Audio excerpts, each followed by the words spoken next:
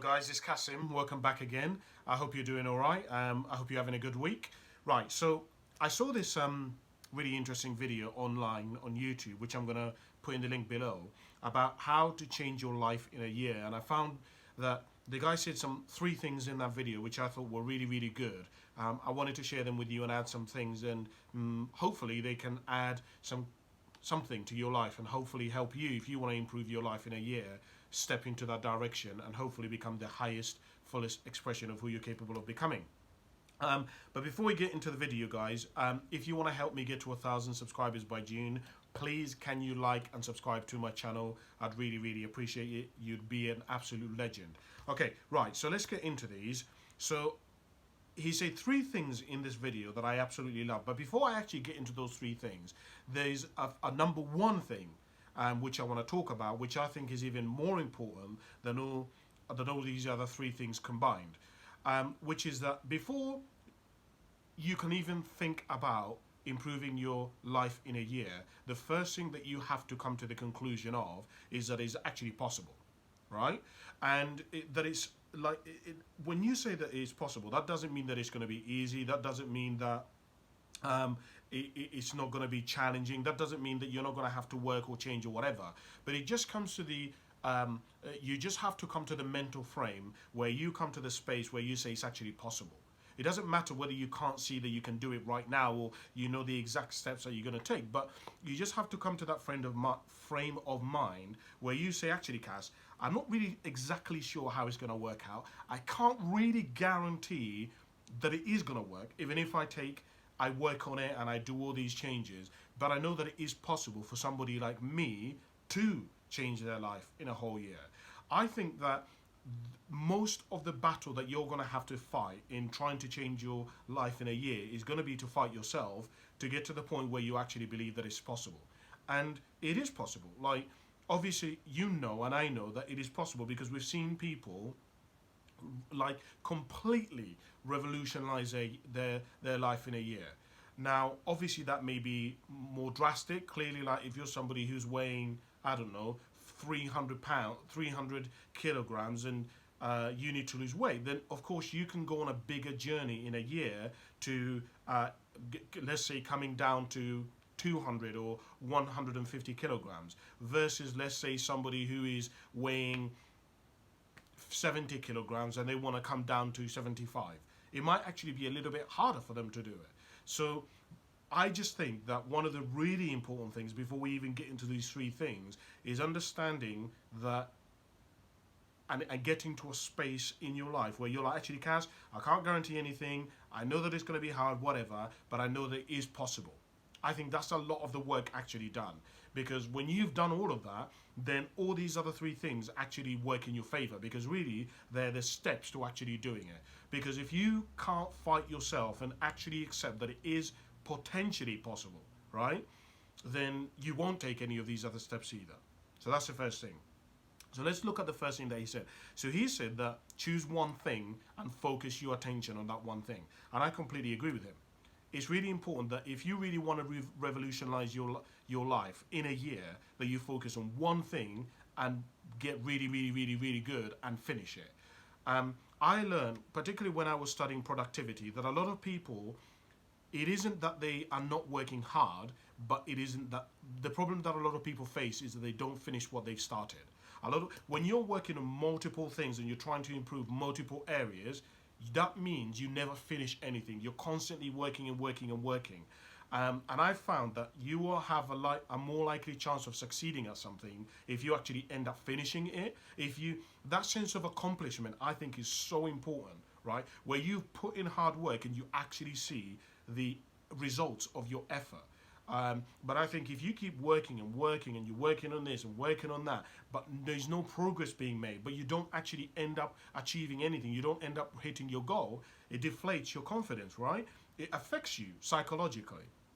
So like he says, I do think that if you can find one area, whether that be your health, whether that be building, I don't know, like for example, this year, my goal is to squat 200 kilograms, right? It's a very defined goal. I know what it is, and that is the only thing that I'm doing in the gym. I go there and I train to squat 200 kilograms. right? I know where I'm going to be. Because the thing about not choosing what, you've got to remember that you can't improve what you cannot measure. Meaning that if you are not really specific, or you're not having got kind of a rough idea of where you're trying to go, it's really, really hard to see the progress that you're going to need to make. It's really hard to know what is going to be required that you're going to need to do in order to get there. So becoming really focused and clear about where it is that you're trying to go, what it is that you're trying to achieve, and choosing one thing. Forget about doing loads of things, right? When you start building progress and you start achieving stuff, then you can begin to add other things on. But let's just focus on being actually good at one thing and mastering it.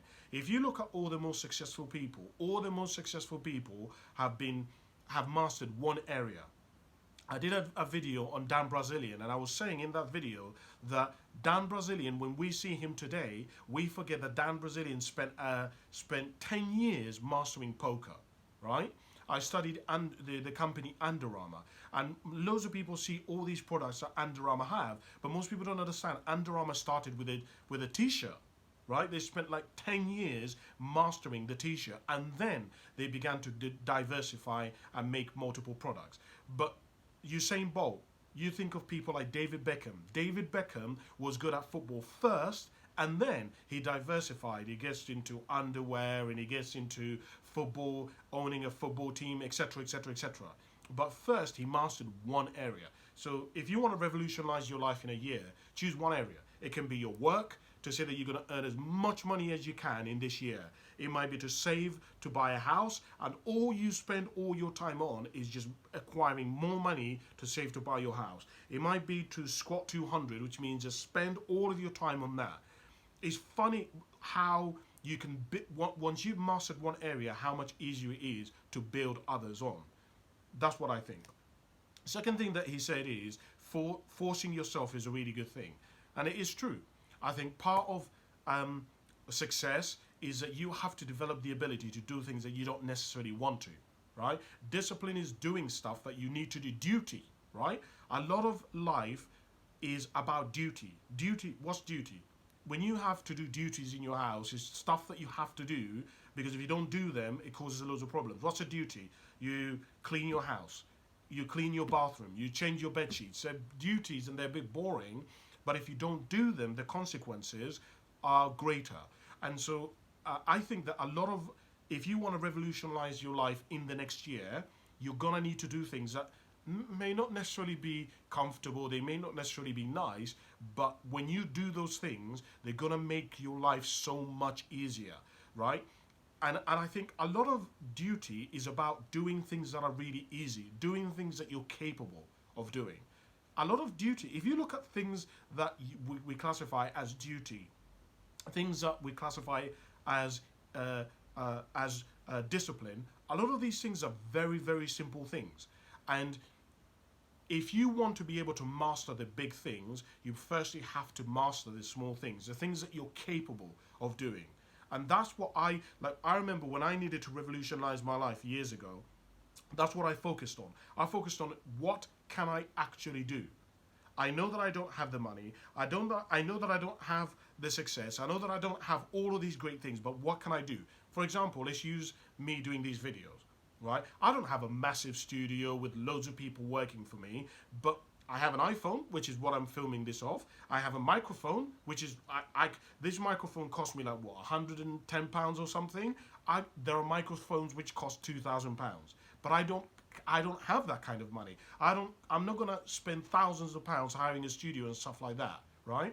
What do? I begin with exactly where I am and what I'm capable of doing. And I discipline myself to do these videos and to speak to you and to have this conversation with you, right? And as I do that, I grow my base, we have a conversation, we have a dialogue. Hopefully I'm getting better, and I'm getting better at articulating my ideas and some of the things that I want to share with you. But do you see what I mean? Just start with where you're at and then build on that. If you do that, it makes your life much, much, much, much easier. Resistance is always going to be there. And the thing that I say to people is, all true visions will be tested for authenticity. So you have to prove it, right? Obstacles are not there to stop you. Obstacles are there for you to prove that you're worthy of what it is that you're asking for, right? that you prove that you're worthy, that you genuinely do qualify, that you genuinely do deserve what you talk about. Because a lot of people want stuff for which they don't deserve, right? They want success without process, right? And so if you really want the abundance, the joy, the success, you're going to need to put the work in. You're going to remember that people are rewarded in private, people are rewarded in public for what they've practiced for years in private. My question to you is this: what are you practicing in private that nobody at the moment is recognizing you for, that nobody at the moment can see you building on, that can revolutionize your life in the next kind of 11 to 12 months? The last thing that he said is that make process work for you. Make process work for you means do leverage stuff. Clearly, if you know, for example, let me use these videos because it's an easy example I can give. So I personally find that there are some ideas that I find really hard to articulate. And what I found is that it's much easier for me to talk about things in the news that I find really interesting, as opposed to ideas that are probably going to get the most views. Does that make sense? So there are topics which, if I talk about them and I upload them, you guys, you just watch them more.